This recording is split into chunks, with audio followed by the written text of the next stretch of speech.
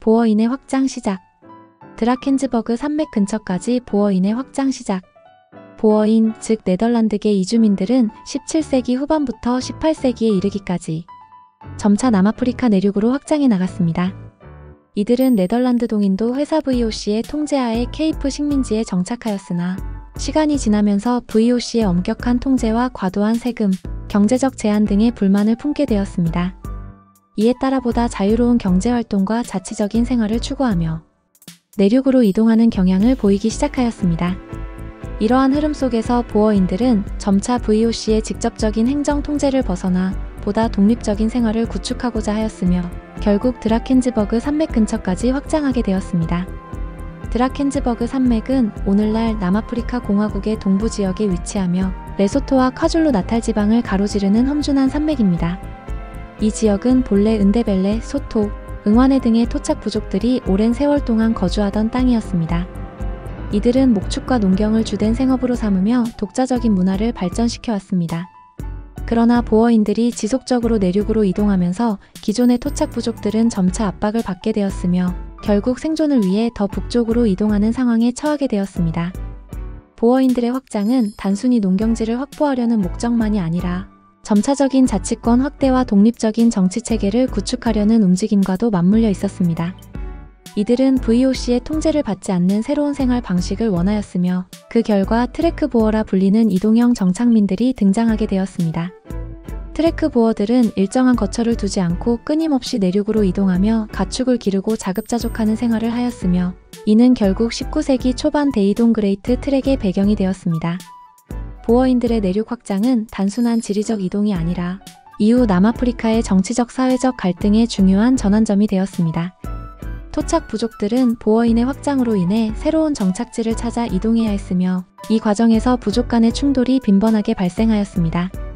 일부 부족들은 보다 강력한 중앙집권적 왕국을 형성하여 군사적 방어력을 강화하였고 일부는 새로운 환경에 적응하며 독자적인 생존 전략을 모색하였습니다. 이러한 변화는 결국 남아프리카의 부족 간 세력 균형을 뒤흔들었으며 보어인과 원주민 간의 갈등이 더욱 심화되는 원인이 되었습니다. 결과적으로 보어인들의 드라켄즈버그 산맥 인근으로의 확장은 단순한 식민지 개척의 일환이 아니라 이후 남아프리카의 역사적 흐름을 결정짓는 중요한 사건 중 하나로 평가될 수 있습니다. 보어인들이 내륙으로 이동하며 VOC의 지배에서 벗어나려 한 점, 토착 부족들이 이에 따라 재배치되고 서로 충돌하게 된 점, 그리고 이후 더욱 심화되는 식민주의적 갈등의 시발점이 되었다는 점에서 이 사건은 남아프리카 역사에서 중대한 의미를 갖는다고 할 수 있습니다. 은데벨레, 소토, 응화네 부족들의 북쪽 이동.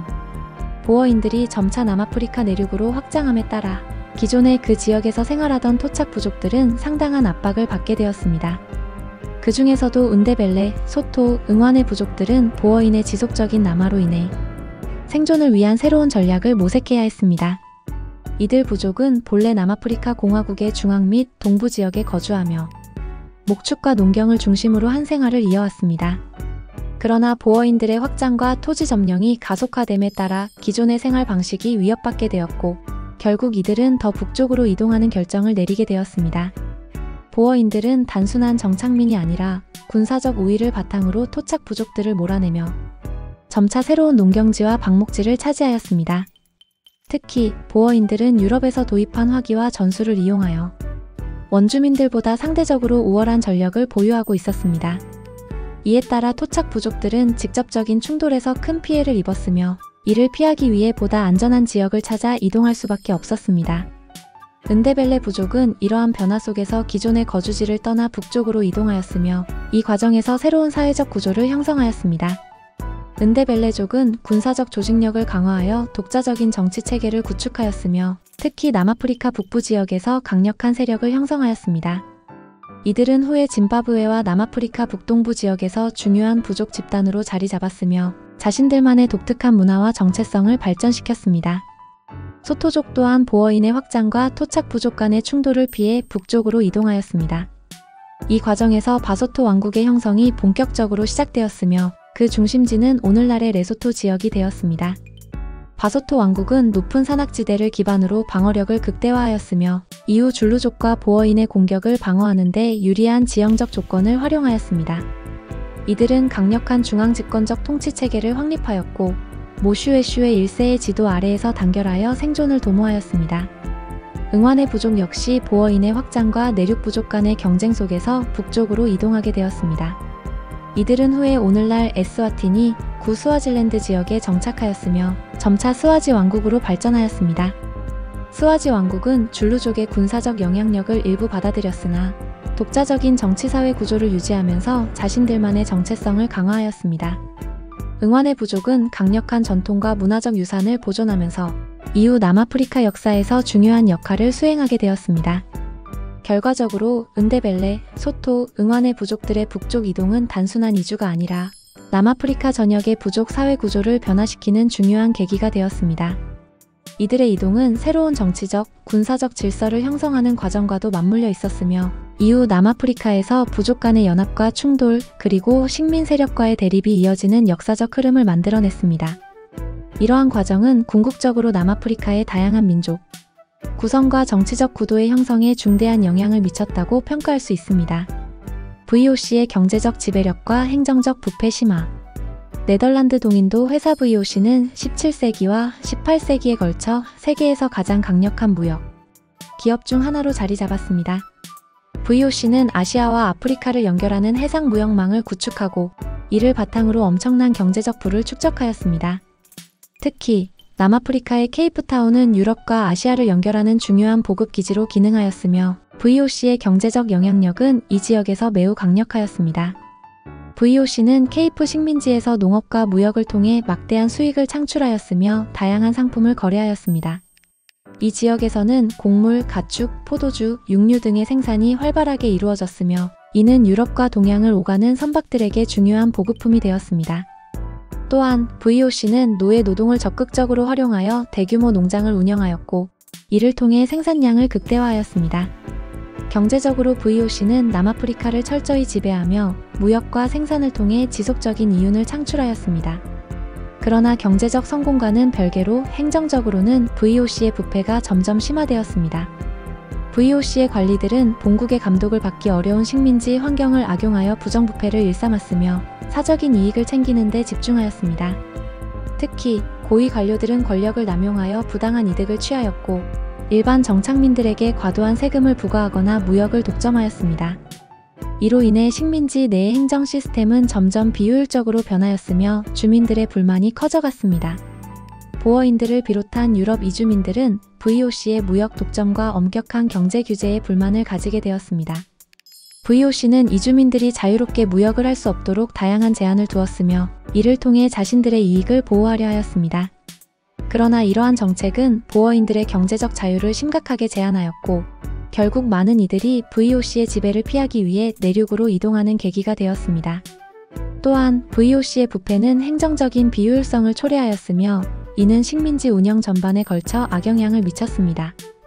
부정부패로 인해 군사적 방어체계가 약화되었고 법 집행이 제대로 이루어지지 않아 사회적 혼란이 가중되었습니다. 이에 따라 식민지 내에서는 점점 VOC의 통치 방식에 대한 반발이 커졌으며 자치권을 요구하는 목소리가 높아지기 시작하였습니다. 결국 VOC의 경제적 지배력은 여전히 강력하였으나 행정적 부패와 비효율적인 운영으로 인해 식민지 내에서 점차 그 영향력이 약화되기 시작하였습니다. 이러한 상황은 18세기 후반으로 갈수록 더욱 심화되었으며 결국 VOC는 내부적인 부패와 관리 실패로 인해 쇠퇴의 길을 걷게 되었습니다. 1795년 영국이 케이프 식민지를 점령하면서 VOC의 지배는 종말을 맞이하였으며 이후 남아프리카는 새로운 식민지 체제로 재편되는 과정을 거치게 되었습니다. 이처럼 VOC의 지배력은 경제적으로는 강력하였지만 행정적 부패가 심화됨에 따라 내부적인 약점이 점점 드러나게 되었으며 이는 궁극적으로 네덜란드 식민 통치의 붕괴를 초래하는 주요 원인이 되었습니다. 1750년부터 1760년 남아프리카 역사 요약 1750년부터 1760년까지의 남아프리카 역사는 네덜란드 동인도 회사 VOC의 경제적 지배력이 강하게 유지되었지만 행정적 부패가 심화되면서 내부적인 갈등과 변화가 본격적으로 드러난 시기였습니다. VOC는 여전히 무역을 독점하며 케이프 식민지에서 강력한 영향력을 행사하였으나 관리들의 부정부패와 비효율적인 행정 운영으로 인해 식민지 사회의 불만이 점점 커졌습니다. 보어인들은 VOC의 엄격한 통제와 경제적 제한을 피하고자 내륙으로 이동하기 시작하였으며 이 과정에서 트래크 보어로 알려진 유목형 정착민들이 증가하였습니다. 이들은 점점 더 내륙으로 이동하며 자치권을 요구하였고 이는 VOC의 통치력 약화로 이어지는 계기가 되었습니다.